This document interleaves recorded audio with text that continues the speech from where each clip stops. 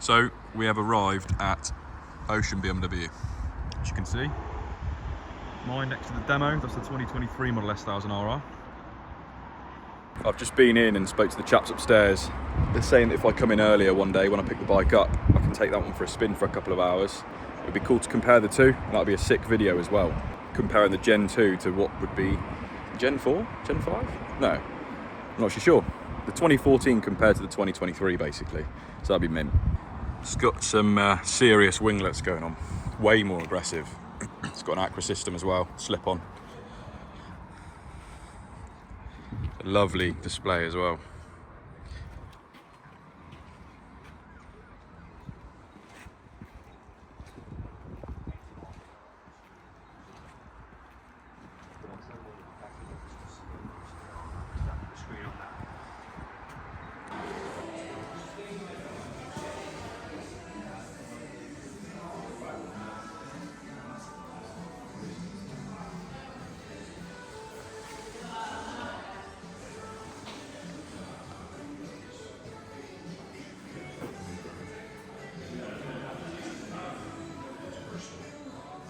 So it's now probably been 2 weeks. The bike's back. It's been back for about a week from BMW. All the valves have been looked at. I'll go into more detail about that later on, how much I paid and what parts I picked up, but I'm running a bit late. I need to get this O2 sensor bung welded onto my link pipe so that when it goes to Crispy for a tune in September, he can have instant diagnostics, because the O2 sensors on the headers are really hard to access.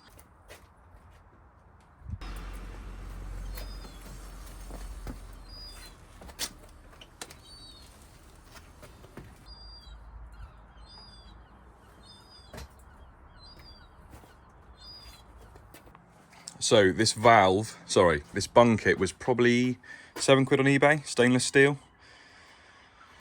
And then there's your thread with your actual plug. So this essentially is gonna go about there.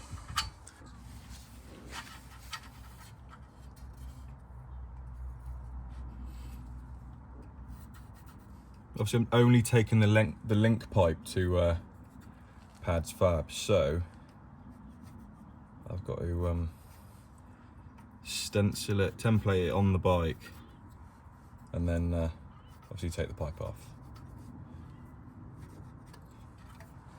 Cool. So I've got the full Akra system, decat headers, and shorty can. So to take this off, I need to remove the torque screw here.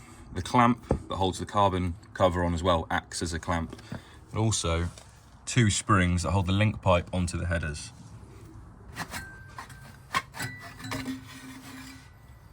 Lovely.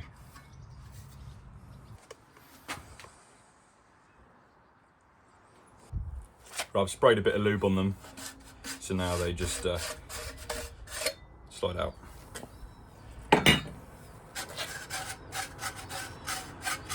And then we were left with just our link pipe with our bung sensor templated on there. It's in pencil, so you probably can't see it, but it's there.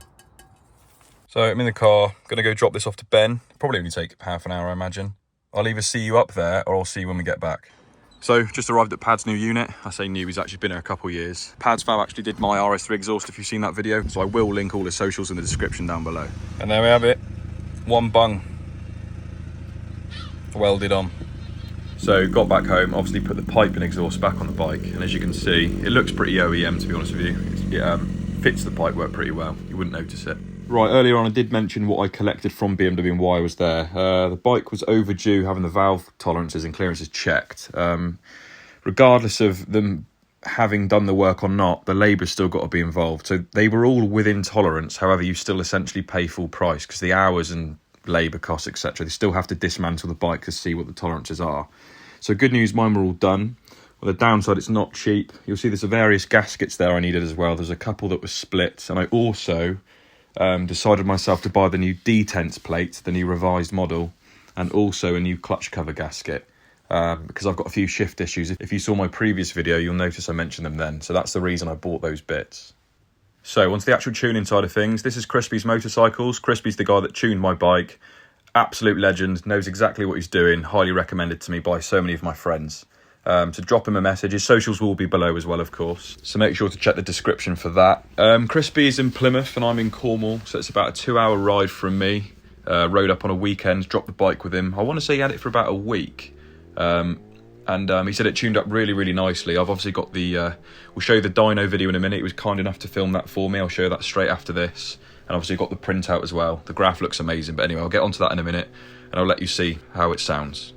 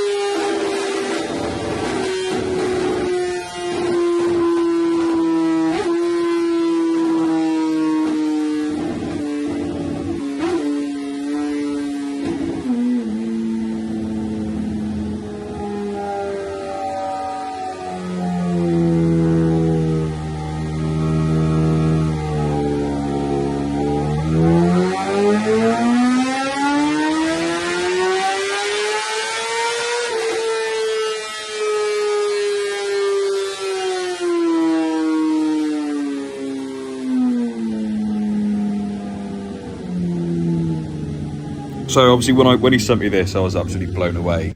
The sound of that thing, like the burbles and crackles, they've not been added in or anything. It's just the power of the bike. Obviously the bike, for those who are wondering, it's got a full straight Akrapovic system, decat headers, and the shorty can. It's got a standard OEM air filter in there as well, and that's it in terms of power mods. As you can see on the screen now, I've got the printout, and it's made 203.4 horsepower to the wheel. So if you're using bike conversions to the crank, you're looking at approximately 228 horsepower to the crank, give or take a few. Regardless of its crazy power, which it certainly has now, the first thing I noticed was how smooth this bike is. It rides like it's fresh out the factory or better than. You can see the graph, it is so smooth. There's no dips, there's no spikes, it is spot on. Crispy, you've done the best job ever. Thank you. So as you can probably tell, the bike is an absolute beast. It is ridiculous to ride. It was honestly terrifying in the best way possible.